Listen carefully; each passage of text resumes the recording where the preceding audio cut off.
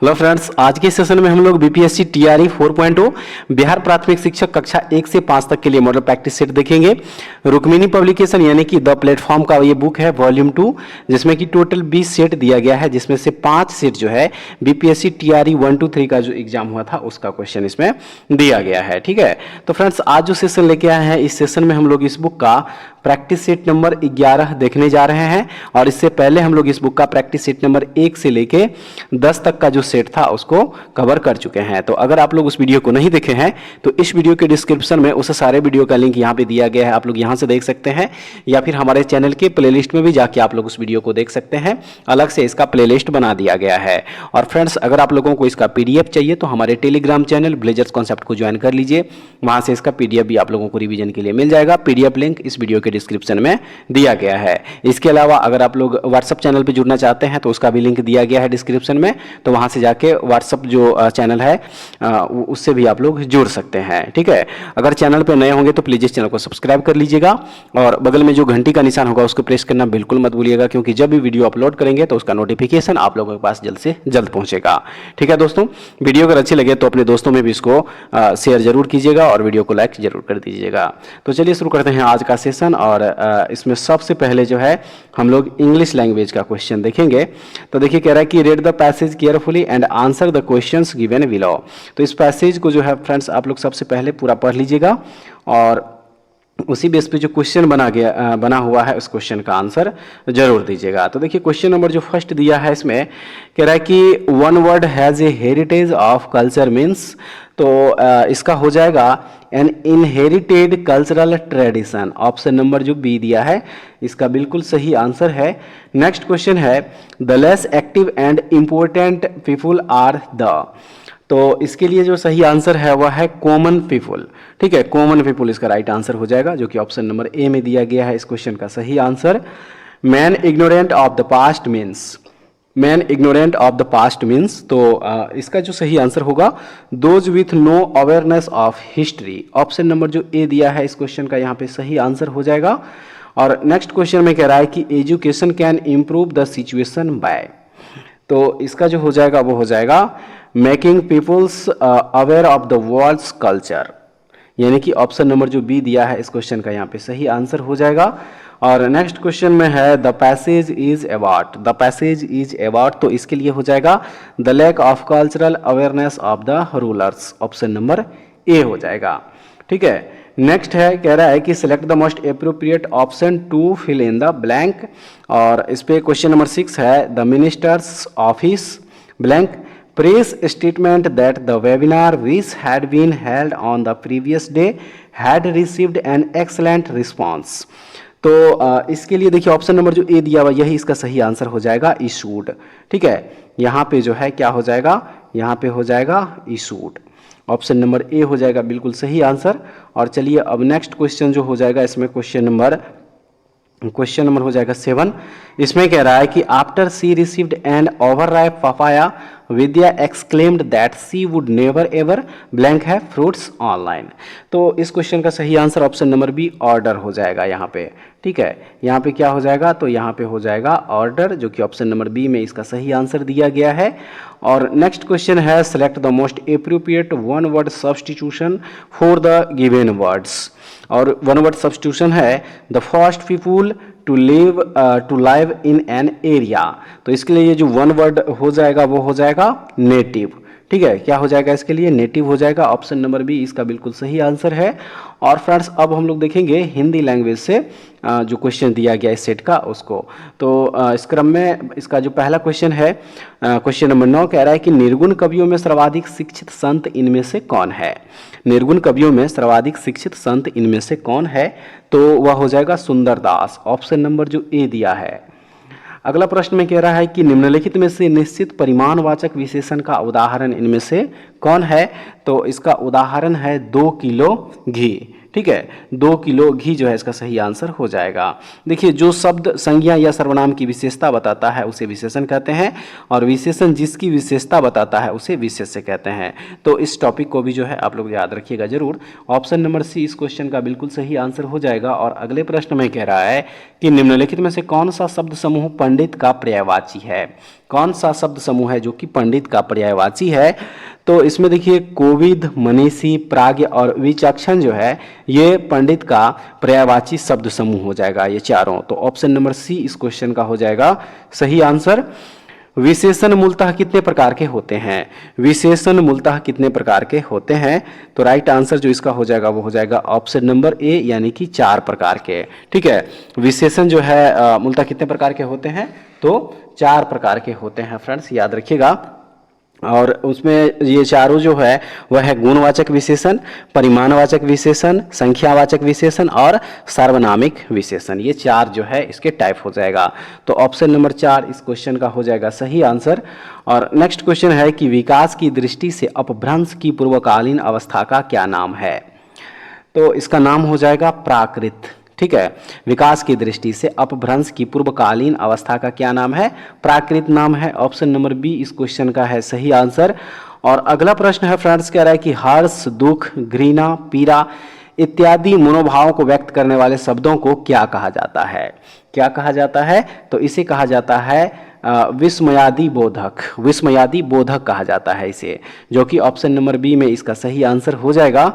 और चलिए अब अगला प्रश्न देखते हैं। इसमें कह रहा है कि इनमें से कौन सा शब्द सूर्य का पर्यायवाची है। सूर्य शब्द जो है इसका पर्यायवाची शब्द जो है यहाँ पे पूछा जा रहा है। तो राइट आंसर जो इसका हो जाएगा वो उपर्युक्त में से एक से अधिक हो जाएगा। ठीक है, उपर्युक्त में से एक से अधिक जो है इसका देखिए हो जाएगा। देखिए, दिवाकर हो गया, आदित्य हो गया, ठीक है, दिवाकर हो गया, आदित्य हो गया, ये सब जो ये जो है ये सब सूर्य के पर्यायवाची शब्द है। तो ऑप्शन नंबर जो डी दिया गया इस क्वेश्चन का यहाँ पे सही आंसर हो जाएगा। और नेक्स्ट कह रहा है कि बाग बाग होना मुहावरे का अर्थ कौन सा है। बाग बाग होना मुहावरे का अर्थ कौन सा है, तो इसका अर्थ हो जाएगा अति प्रसन्न होना। अति प्रसन्न होना, यानी कि ऑप्शन नंबर जो सी दिया है बिल्कुल सही है। तीन बेर खाती थी वे 3 बेर खाती हैं में कौन सा अलंकार है। इसमें कौन सा अलंकार है, तो इसमें यमक अलंकार हो जाएगा। ऑप्शन नंबर सी हो जाएगा इस क्वेश्चन का सही आंसर। इनमें से किस पुस्तक को व्यास सम्मान प्राप्त हुआ था। इनमें से किस पुस्तक को व्यास सम्मान प्राप्त हुआ था, तो फ्रेंड्स इसमें जो आत्मजयी पुस्तक है इसको व्यास सम्मान प्राप्त हुआ था। आत्मजयी जो है ये कुंवर नारायण की आकृति है, ये माफ कीजिए आकृति नहीं कृति है, जिसे कि 1995 ईस्वी में व्यास सम्मान प्राप्त हुआ था। ठीक है, 1995 ईस्वी में इस पुस्तक को जो है व्यास सम्मान प्राप्त हुआ था। कुंवर नारायण की ये कृति है, इसको भी आप लोग जरूर याद रखिएगा। तो ऑप्शन नंबर जो ए दिया गया है इस क्वेश्चन का हो जाएगा सही आंसर। आंशिक शब्द में प्रत्यय क्या है। आंशिक शब्द में कौन सा प्रत्यय है, तो देखिए इसमें एक प्रत्यय है, एक प्रत्यय। ऑप्शन नंबर जो बी दिया गया है।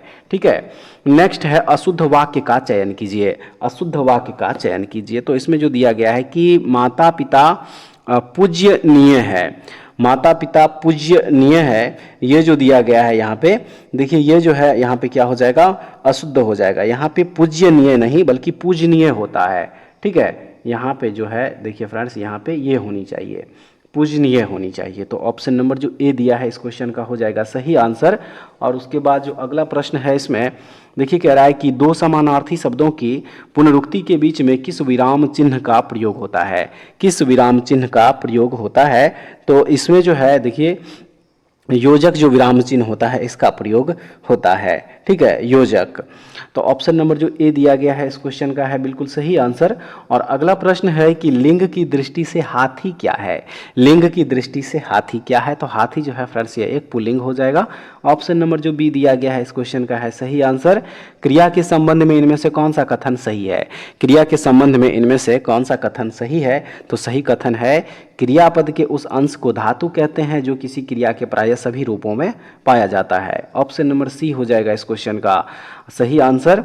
जितेंद्रिय का सही संधि विच्छेद कौन सा है। जितेंद्रिय का सही संधि विच्छेद जो है यहाँ पे पूछ रहा है, तो जीत प्लस इंद्रिय जो है देखिए ये जितेंद्रिय का बिल्कुल सही संधि विच्छेद है। तो इसलिए ऑप्शन नंबर सी जो दिया गया है इसका सही आंसर हो जाएगा।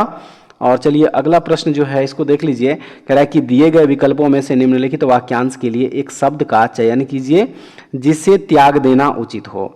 जिसे त्याग देना उचित हो, इस वाक्यांश के लिए जो एक शब्द हो जाएगा वह हो जाएगा त्याज्य। ठीक है, क्या हो जाएगा? त्याज्य हो जाएगा। ऑप्शन नंबर बी हो जाएगा बिल्कुल सही। रिक्त स्थान की पूर्ति करने के लिए सर्वाधिक उपयुक्त विकल्प का चयन करें। दिया है कि भाई की शादी पर दीपक, खाली जगह है, से भरकर नाचने लगा। भाई की शादी पर दीपक से भरकर नाचने लगा, यानी कि किससे भरकर नाचने लगा? तो राइट आंसर इसका हो जाएगा उल्लास। ठीक है, यहाँ पे जो है क्या हो जाएगा? तो यहाँ पे हो जाएगा उल्लास से भरकर नाचने लगा था। ठीक है, नेक्स्ट क्वेश्चन में कह रहा है कि इमली के पात पर बारात का डेरा लोकोक्ति का अर्थ क्या है? इमली के पात पर बारात का डेरा लोकोक्ति का अर्थ पूछा जा रहा है, तो इसका अर्थ हो जाएगा असंभव बात। असंभव बात, ऑप्शन नंबर ए हो जाएगा। इनमें से किस वाक्य में अकर्मक क्रिया है? इनमें से किस वाक्य में अकर्मक क्रिया है? तो देखिए उपयुक्त में से एक से अधिक जो है इसका सही आंसर हो जाएगा। ठीक है, एक से अधिक हो जाएगा इसका सही आंसर। उसके बाद जो नेक्स्ट क्वेश्चन हो जाएगा इसमें कह रहा है कि लोटा डोरी में कौन सा समास है? लोटा डोरी में कौन सा समास है? लोटा डोरी में तो फ्रेंड्स इसमें जो है देखिए द्वंद्व समास है। द्वंद्व समास, ऑप्शन नंबर जो ए दिया गया है। ठीक है, ऑप्शन नंबर जो ए दिया गया है इस क्वेश्चन का यहाँ पे सही आंसर हो जाएगा। और उसके बाद अगले प्रश्न में कह रहा है कि शिवालय में कौन सा समास है? तो शिवालय में जो है फ्रेंड्स तत्पुरुष समास हो जाएगा। ठीक है, जिस समास का उत्तर अर्थात अंतिम पद प्रदान हो उसे क्या कहा जाता है? तत्पुरुष समास कहा जाता है। और शिवालय जो है यह एक तत्पुरुष समास का उदाहरण है, तो ऑप्शन नंबर ए इसका हो जाएगा बिल्कुल सही। और अब जो है फ्रेंड्स देखिए यहाँ से शुरू हो रहा है जनरल स्टडीज का क्वेश्चन। तो इस क्रम में इसका जो सबसे पहला क्वेश्चन यहाँ पे हो जाएगा जनरल स्टडीज़ का, वह हो जाएगा 31 नंबर में। कह रहा है कि भारतीय संविधान के अनुच्छेद 39A में निम्नलिखित में से किसका उल्लेख किया गया है? निम्नलिखित में से किसका उल्लेख किया गया है? तो इसमें देखिए समान न्याय को बढ़ावा देना और मुफ्त कानूनी सहायता प्रदान करना जो है 39A में दिया गया है, तो ऑप्शन नंबर सी इसका हो जाएगा सही आंसर। जनता को राज्य के दमनकारी कार्यों से बचाने के लिए मौलिक अधिकारों की गारंटी दी गई है। न्यायिक निर्णय भारतीय संविधान के किस अनुच्छेद द्वारा परिभाषित राज्य शब्द के दायरे का विस्तार करते हैं? वह कौन सा अनुच्छेद है? तो वह अनुच्छेद है अनुच्छेद 12, ऑप्शन नंबर सी हो जाएगा इस क्वेश्चन का सही आंसर। भारतीय संविधान का कौन सा अनुच्छेद स्मारकों अथवा कलात्मक या ऐतिहासिक महत्व के स्थान की रक्षा करता है?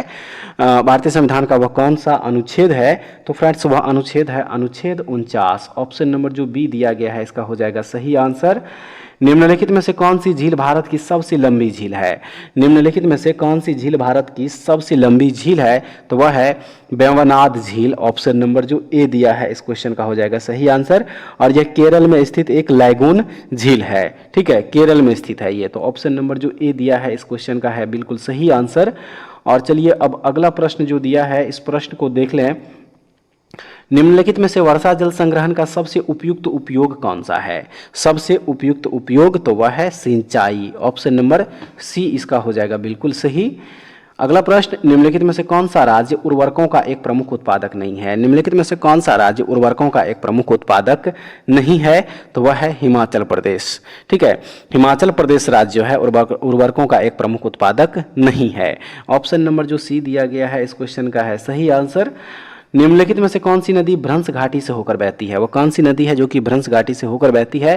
तो वह नदी है तापी नदी, ऑप्शन नंबर बी हो जाएगा इसका बिल्कुल सही। सिंधु नदी की कौन सी सहायक नदी समुद्र तल से 4000 मीटर की ऊंचाई पर रोहतांग दर्रे के पास से निकलती है? सिंधु नदी की वह कौन सी सहायक नदी है? तो वह है व्यास नदी, ऑप्शन ए हो जाएगा इसका सही। बाढ़ सुपर थर्मल पावर स्टेशन यानी कि BSTPS किस राज्य में स्थित है? किस राज्य में स्थित है? तो फ्रेंड्स ये स्थित है बिहार राज्य में। ठीक है, बिहार राज्य में स्थित है ये, जो कि ऑप्शन नंबर ए इसका हो जाएगा बिल्कुल सही आंसर। और नेक्स्ट है कि बिहार कब भारत का एक अलग प्रदेश बना था? बिहार कब भारत का एक अलग प्रदेश बना था? तो ये बना था 1912 ईस्वी में। ठीक है, बिहार जो है 1912 ईस्वी में भारत का एक अलग प्रदेश बना था। 1 अप्रैल 1912 को बिहार जो है विधिवत रूप से एक अलग प्रांत बना था। 12 दिसंबर 1911 को बंगाल से बिहार अलग प्रांत बनाने की घोषणा राजा जॉर्ज पंचम ने दिल्ली दरबार में किया था 1911 ईस्वी में। ठीक है, इसको भी आप लोग जरूर याद रखिएगा। ऑप्शन नंबर सी इस क्वेश्चन का है बिल्कुल सही आंसर। और उसके बाद नेक्स्ट है, देखिए यहाँ से फ्रेंड्स अब मैथ का क्वेश्चन जो है देखिए शुरू हो रहा है। तो मैथ और रीजनिंग का जो क्वेश्चन होगा इस सेट में आप लोग इसको खुद से सॉल्व कर लीजिएगा। ठीक है, उसके बाद चलिए अब नेक्स्ट क्वेश्चन जो हो जाएगा इस क्वेश्चन को देखेंगे। क्वेश्चन नंबर यहाँ पे 51 से हो जाएगा। ठीक है, क्वेश्चन नंबर 51 से कह रहा है इसमें कि द्वितीय गोलमेज सम्मेलन में कांग्रेस के एक प्रतिनिधि के रूप में भाग लेने के लिए महात्मा गांधी बंबई से लंदन जिस पानी के जहाज में गए थे उसका नाम क्या था? उस पानी के जहाज का नाम क्या था? तो उसका नाम था SS राजपूताना। SS राजपूताना जहाज से जो है फ्रेंड्स महात्मा गांधी जो है मुंबई से लंदन गए थे। तो ऑप्शन नंबर जो ए दिया गया है इस क्वेश्चन का है बिल्कुल सही आंसर। और देखेंगे नेक्स्ट क्वेश्चन कह रहा है इसमें कि बाल विवाह प्रथा को नियंत्रित करने हेतु 1872 के सिविल मैरिज एक्ट ने लड़कियों की विवाह की न्यूनतम उम्र निर्धारित की कितनी? तो न्यूनतम उम्र जो निर्धारित किया गया था वह था 14 वर्ष। ऑप्शन नंबर ए हो जाएगा इस क्वेश्चन का सही आंसर। उसके बाद जो अगला प्रश्न है इसमें 1946 के नौसैनिक विद्रोह के बहादुरों को आत्मसमर्पण के लिए किसने तैयार किया था? किसने तैयार किया था? तो ये तैयार किया था जिन्ना और पटेल। ऑप्शन नंबर सी हो जाएगा इस क्वेश्चन का बिल्कुल सही आंसर।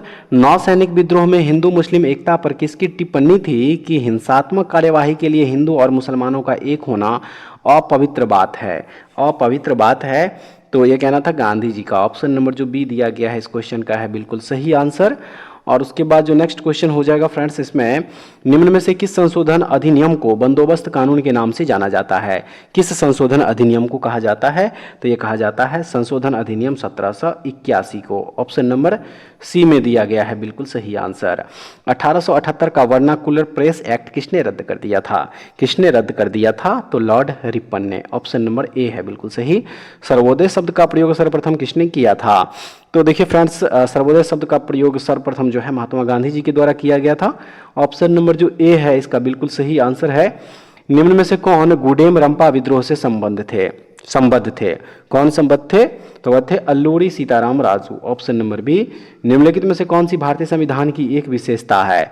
भारतीय संविधान की एक विशेषता निम्न में से कौन सी है? तो सबसे लंबा लिखित संविधान, यानी कि ऑप्शन नंबर सी हो जाएगा इसका बिल्कुल सही। नेक्स्ट है भारतीय संविधान के निम्नलिखित में से किस अनुच्छेद के तहत अवसरों की समानता में नागरिकों के पिछड़े वर्ग के लिए उचित वर्गीकरण और प्रावधान शामिल है का प्रावधान किया गया है? किस अनुच्छेद में?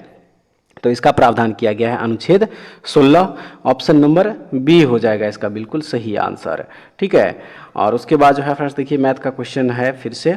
तो मैथ का जो क्वेश्चन है इसको आप लोग खुद से सॉल्व कर लीजिएगा। उसके बाद जो अगला प्रश्न है इसमें कह रहा है कि बिहार के किस नगर में 1922 का भारतीय राष्ट्रीय कांग्रेस का वार्षिक अधिवेशन हुआ था? कहाँ पे हुआ था? तो फ्रेंड्स ये हुआ था, आप लोग याद रखिएगा, ये हुआ था गया में। ऑप्शन नंबर जो बी दिया है इसका बिल्कुल सही आंसर हो जाएगा।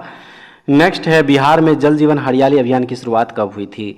बिहार में जल जीवन हरियाली अभियान की शुरुआत कब हुई थी? तो इसकी शुरुआत हुई थी 26 अक्टूबर 2019 ईस्वी को। Option number B. बिहार का प्रथम गैर कांग्रेसी मुख्यमंत्री कौन था? बिहार का प्रथम गैर कांग्रेस मुख्यमंत्री कौन था? तो वह थे Mahamaya Prasad Sinha. Option number B हो जाएगा इस क्वेश्चन का बिल्कुल राइट आंसर। ठीक है, चलिए अब अगला प्रश्न जो है इस प्रश्न को देखेंगे। प्रश्न नंबर 74 में दिया गया है जुलाई 2024 में नेपाल में कौन प्रधानमंत्री बने हैं? कौन प्रधानमंत्री बने हैं? तो देखिए केपी शर्मा ओली जो है फिर से नेपाल के प्रधानमंत्री बने हैं। Option number B. देश के नए लोकपाल के रूप में नियुक्त किया गया है किनको? देश के नए लोकपाल के रूप में किसे नियुक्त किया गया है? तो AM खानविलकर को। ऑप्शन नंबर सी याद रखिएगा इस क्वेश्चन का है बिल्कुल सही आंसर। भारतीय विदेश मंत्री S जयशंकर ने किस देश में भारत के पहले विदेशी जन औषधि केंद्र का उद्घाटन किया?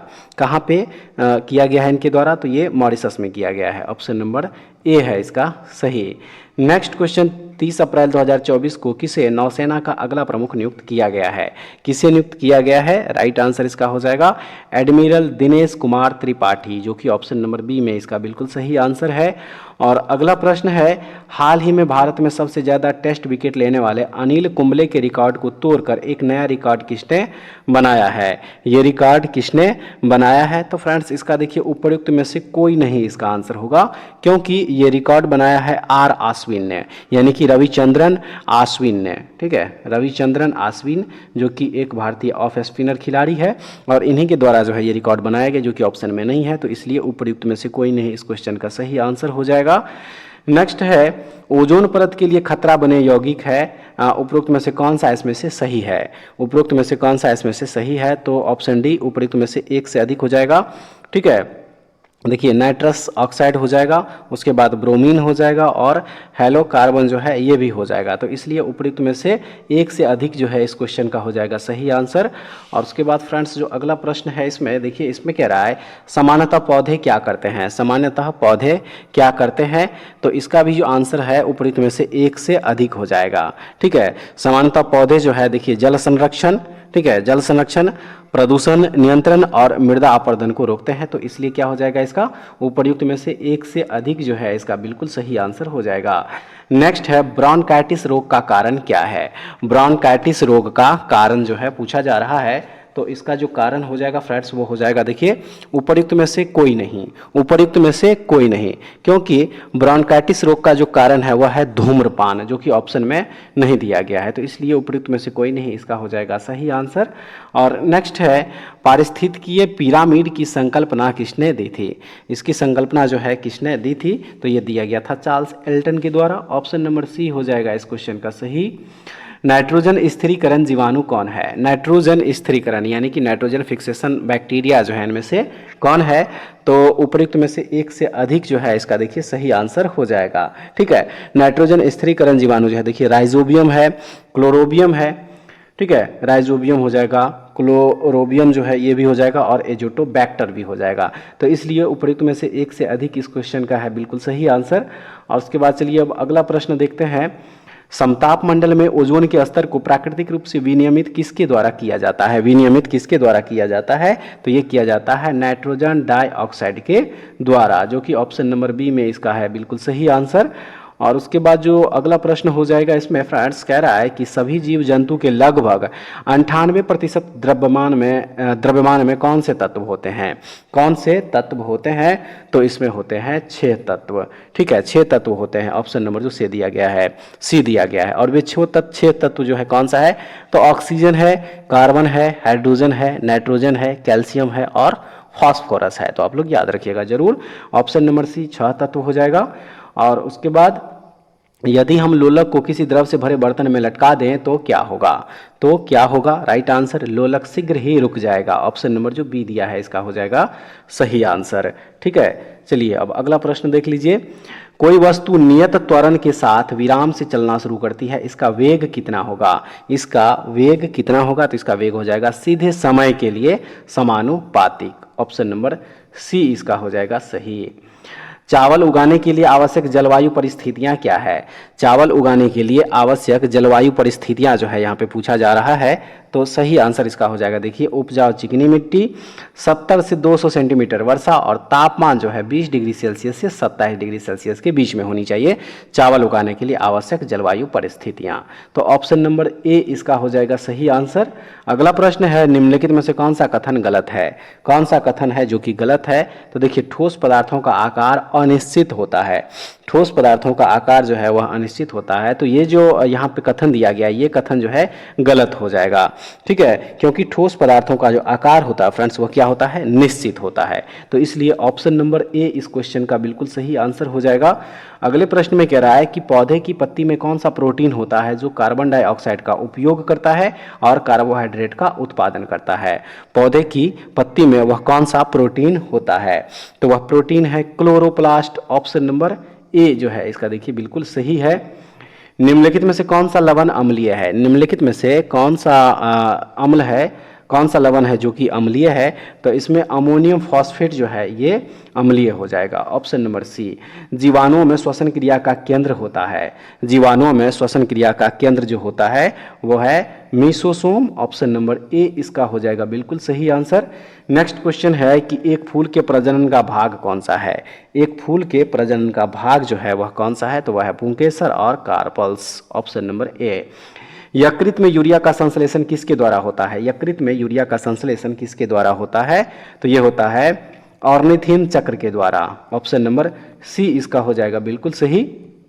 और चलिए अब अगला प्रश्न देखेंगे, उस डच का नाम बताइए जिसने भारत में आधुनिक शिक्षा के संवर्धन में राजा राममोहन राय की मदद की थी। उस डच का नाम क्या है, तो उस डच का नाम है डेविड हेयर, ऑप्शन नंबर ए इसका हो जाएगा बिल्कुल सही। सहायक संधि की प्रणाली को स्वीकार करने वाला पहला भारतीय मूल का शासक कौन था, पहला भारतीय मूल का शासक तो वह था हैदराबाद के निजाम, जो कि ऑप्शन नंबर बी में इसका बिल्कुल सही आंसर दिया गया है। मोपला विद्रोह किन वर्षों के दौरान हुआ था, मोपला विद्रोह जो है वह किन वर्षों के दौरान हुआ था, तो ये 1921-22 के दरमियान हुआ था, ठीक है। और मोपला विद्रोह जो है फ्रेंड्स ये केरल में हुआ था, ठीक है, कहाँ पे हुआ था, केरल में। तो ऑप्शन नंबर जो ए दिया है इस क्वेश्चन का है बिल्कुल सही आंसर। और उसके बाद नेक्स्ट क्वेश्चन में कह रहा है कि भारत के राजनीतिक प्रयासों का लक्ष्य स्वराज था। दादा भाई नौरोजी ने इस लक्ष्य की घोषणा कब की थी, दादा भाई नौरोजी ने इस लक्ष्य की घोषणा कब की थी, तो ये किया गया था कोलकाता अधिवेशन में 1906 ईस्वी, ऑप्शन नंबर सी याद रखिएगा इस क्वेश्चन का है बिल्कुल सही आंसर। सिपाही विद्रोह के दौरान गवर्नर जनरल कौन था, सिपाही विद्रोह के दौरान गवर्नर जनरल कौन था, तो उस समय लॉर्ड कैनिंग जो है देखिए ये गवर्नर जनरल थे, ऑप्शन नंबर जो ए दिया है इस क्वेश्चन का हो जाएगा बिल्कुल सही आंसर। और अगला प्रश्न है कि गांधी जी के गिरफ्तार होने के बाद धरासन साल्ट वर्क्स पर हमला करने हेतु की गई यात्रा का नेतृत्व किसने किया था, किसने नेतृत्व किया था, तो इसका जो सही आंसर है वह है अब्बास तैयब जी, ऑप्शन नंबर सी, ठीक है। नेक्स्ट है 1857 के प्रथम स्वतंत्रता संग्राम के दौरान कानपुर क्षेत्र ने अंग्रेज शासन का विरोध करना शुरू किया, जहां नाना साहेब के खाली जगह है स्थित महल को इसके मुख्यालय के रूप में प्रयोग किया गया था, तो सही आंसर इसका हो जाएगा देखिए बिठूर, ठीक है, ऑप्शन नंबर जो ए दिया है इसका है बिल्कुल सही आंसर। अनुच्छेदों का निम्नलिखित में से कौन सा समुच्चय भारतीय संविधान में आपातकालीन प्रावधानों की विशेषता से संबंधित है, तो वह हो जाएगा अनुच्छेद 352 से 360, जो कि ऑप्शन नंबर बी में इसका बिल्कुल सही आंसर है। भारत में कौन सा अधिनियम 3 सूचियों के आधार पर केंद्र और राज्यों के बीच शक्तियों का विभाजन करता है, तो राइट आंसर इस क्वेश्चन का हो जाएगा देखिए 1935, ठीक है, 1935 अधिनियम, ऑप्शन नंबर सी हो जाएगा बिल्कुल सही आंसर। ग्राम सभा एक या अधिक संख्या में निगरानी समिति का गठन कर सकती है, इस समिति का गठन किसके द्वारा किया जा सकता है, इस समिति का गठन जो है किसके द्वारा किया जा सकता है, तो ये ऐसे व्यक्तियों से जो ग्राम पंचायत के सदस्य ना हो इस व्यक्ति के द्वारा किया जाता है, ऑप्शन नंबर ए हो जाएगा इस क्वेश्चन का बिल्कुल सही आंसर। और चलिए फ्रेंड्स अब अगला प्रश्न देख लीजिए, अंटार्कटिक महाद्वीप की मुख्य भूमि की खोज करने वाला व्यक्ति निम्न में से कौन है, वह व्यक्ति कौन है, तो वह व्यक्ति है फेबियन वेलिंग सॉल्सेन, ऑप्शन नंबर सी इस क्वेश्चन का है सही आंसर। पंचायतों के निर्वाचन में चुनाव लड़ने के लिए उम्मीदवार की न्यूनतम आयु कितनी होनी चाहिए, न्यूनतम आयु सही आंसर है 21 वर्ष होनी चाहिए फ्रेंड्स, ऑप्शन नंबर ए हो जाएगा इस क्वेश्चन का सही आंसर। निर्वाह कृषि से क्या तात्पर्य है, निर्वाह कृषि से क्या तात्पर्य है, सही आंसर कृषक मुख्य रूप से स्वयं के लिए उत्पादन करते हैं, जो कि ऑप्शन नंबर सी में इसका बिल्कुल सही आंसर हो जाएगा। 2011 में भारत की जनसंख्या का कितना प्रतिशत मुस्लिम धर्म से संबंधित था, 2011 जो जनगणना हुआ था उस हिसाब से पूछ रहा है, राइट आंसर 14.2% हो जाएगा, ठीक है। निम्नलिखित में से कौन सा सार्वजनिक क्षेत्र का एक उद्योग है, कौन सा सार्वजनिक क्षेत्र का एक उद्योग है, तो वह है भेल, ऑप्शन नंबर बी हो जाएगा इस क्वेश्चन का सही आंसर फ्रेंड्स। नेक्स्ट क्वेश्चन, सबसे बड़ा प्राकृतिक गर्म पानी का झरना फ्राइंग पैन लेक किस देश में स्थित है, किस देश में स्थित है ये, तो ये न्यूजीलैंड में स्थित है, ऑप्शन नंबर बी हो जाएगा इसका बिल्कुल सही आंसर। निम्नलिखित में से कौन सा विकल्प विषुव को सर्वोत्तम ढंग से परिभाषित करता है, वह कौन सा विकल्प है, तो वह है कोई भी ध्रुव सूर्य की ओर झुका नहीं होता है, यानी कि ऑप्शन नंबर जो ए है इसका सही आंसर हो जाएगा। किसके द्वारा अर्थ ऑब्जर्वेशन सैटेलाइट 8 यानी कि iOS 8 लॉन्च किया गया है, किसके द्वारा लॉन्च किया गया, तो ये इसरो के द्वारा जो है फ्रेंड्स लॉन्च किया गया है, ठीक है, इसरो के द्वारा, तो ऑप्शन नंबर ए हो जाएगा इसका बिल्कुल सही आंसर। आरबीआई ने किस वर्ष माइक्रो फाइनेंस ऋणों के लिए नियामक ढांचा पेश किया था, किस वर्ष पेश किया था, तो ये 2022 ईस्वी में, ऑप्शन नंबर सी है इसका बिल्कुल सही। नेक्स्ट क्वेश्चन, कोपेन के वर्गीकरण के अनुसार कौन सा अक्षर कोड वर्क माफ कीजिएगा कोड कर्क रेखा के दक्षिण में प्रायद्वीपीय भारत के बड़े हिस्से में पाए जाने वाले शुष्क सर्दियों के मौसम के साथ उष्णकटिबंधीय जलवायु को दर्शाता है। तो वह हो जाएगा देखिए AW, ठीक है। AW जो है देखिए इस क्वेश्चन का यहाँ पे बिल्कुल सही आंसर हो जाएगा। और चलिए अब अगला प्रश्न जो है, इस प्रश्न को देख लीजिए। प्रश्न नंबर जो 115 दिया गया है फ्रेंड्स, इस प्रश्न में कह रहा है निम्नलिखित में से कौन सी बीमारी विश्वव्यापी उन्मूलन के लिए एक संभावित दावेदार है। वह कौन सी बीमारी है, तो वह है पोलियो, जो कि ऑप्शन नंबर सी में इसका बिल्कुल सही आंसर दिया गया है, ठीक है। चलिए अब अगला प्रश्न जो है, इस प्रश्न को देख लीजिए। निम्नलिखित में से सत्य कथन की पहचान कीजिए। सत्य कथन की पहचान करना है। तो देखिए इसमें वसूली गई फीस और जुर्माना एक गैर कर प्राप्ति है, ये कथन जो है यहाँ पे क्या हो जाएगा, सत्य हो जाएगा। और अगला प्रश्न है, हाल ही में शिक्षा मंत्रालय ने दूर दराज के गांव में कौन सी पहल शुरू की है। कौन सी वह पहल है, तो वह पहल है अपार, ठीक है। उस पहल का नाम क्या है, अपार है। अपार का उद्देश्य जो है एक राष्ट्र एक छात्र आईडी है और इसमें छात्र द्वारा किसी भी संस्थान में की गई सभी पढ़ाई, उसके प्रदर्शन और मुख्य रूप से छात्र द्वारा प्राप्त क्रेडिट के बारे में पूरी जानकारी होती है, ठीक है। तो ऑप्शन नंबर सी इस क्वेश्चन का है सही आंसर। और नेक्स्ट क्वेश्चन है, किसने जलवायु परिवर्तन का अध्ययन करने के लिए पेस उपग्रह लॉन्च किया है। किसने लॉन्च किया है, तो ये लॉन्च किया है नासा ने, ठीक है। किसने लॉन्च किया है, तो नासा ने। ऑप्शन नंबर बी हो जाएगा इस क्वेश्चन का सही आंसर। भारत की पहली बैटरी ऊर्जा भंडारण गीगा फैक्ट्री कहाँ स्थापित करने की घोषणा की गई है, तो यह स्थापित किया जाएगा जम्मू कश्मीर में। ऑप्शन नंबर बी हो जाएगा इस क्वेश्चन का सही आंसर। 18 से 19 नवंबर 2024 तक G20 का आगामी सम्मेलन का आयोजन कहाँ किया जाएगा। कहाँ पे इसका आयोजन किया जाएगा, तो ये किया जाएगा ब्राजील में। ऑप्शन नंबर बी है बिल्कुल सही। भारतीय नौसेना किस वर्ष के नौसेना असैन्य का वर्ष घोषित किया है। भारतीय नौसेना ने किस वर्ष को नौसेना असैन्य का वर्ष घोषित किया है, तो ये किया है देखिए 2024 को। ऑप्शन नंबर बी हो जाएगा बिल्कुल सही आंसर। नेक्स्ट है सुमेलित कीजिए। सूची 1 को सूची 2 से क्या करना है, सुमेलित करना है। तो इसको जो सुमेलित करेंगे, सही आंसर इसका ऑप्शन नंबर जो बी है देखिए बिल्कुल सही हो जाएगा। ए का 4 है, ओजोन क्षरण जो है ये मॉन्ट्रियल प्रोटोकॉल में जो है ओजोन क्षरण ये किया गया था। उसके बाद बी का 2 हो जाएगा, कार्बन डाइऑक्साइड न्यूनीकरण जो है देखिए ये क्योटो प्रोटोकॉल से संबंधित है। सी का 3 है, सतत विकास जो है ये रियो समिट, और संकटकारी अपशिष्ट जो है ये बेसल कन्वेंशन से जुड़ा हुआ है। डी का 1 हो जाएगा। तो ऑप्शन नंबर बी इस क्वेश्चन का है सही आंसर। और अगले प्रश्न में है, भूतापीय ऊर्जा का अधिकतम उपयोग कहाँ होता है। भूतापीय ऊर्जा का अधिकतम उपयोग कहाँ पे होता है, तो ये होता है आइसलैंड में। ऑप्शन नंबर जो ए दिया है बिल्कुल सही आंसर यहाँ पे हो जाएगा, ठीक है। उसके बाद चलिए अब अगला प्रश्न देखेंगे। अगर कचरा युक्त पानी को पिया जाए तो कौन सी बीमारी होगी। कौन सी बीमारी होगी, तो टाइफाइड हो जाएगी फ्रेंड्स। Option number B. उसके बाद जो नेक्स्ट क्वेश्चन है, इसमें रासायनिक तत्वों विशेष रूप से नाइट्रोजन फास्फोरस मिश्रित यौगिक तत्वों से पारिस्थितिक तंत्र की संपन्नता को क्या कहते हैं, तो इसे कहा जाता है यूट्रोफिकेशन। ऑप्शन नंबर जो ए है इसका सही हो जाएगा। निम्न में से कौन सा एक पोषणीय कैल्शियम का एक अच्छा स्रोत है, तो वो हो जाएगा देखिए मलाई उतारा हुआ दूध, जो कि ऑप्शन नंबर सी इसका बिल्कुल सही आंसर हो जाएगा। निम्न में से किसका सही सुमेल नहीं है, किसका सही सुमेल नहीं है, तो देखिए तृणभक्षी गौण उपभोक्ता जो दिया गया है ये सही सुमेलित नहीं होगा, ठीक है। ये सही सुमेलित जो है नहीं होगा, इसलिए ऑप्शन नंबर सी है बिल्कुल सही आंसर।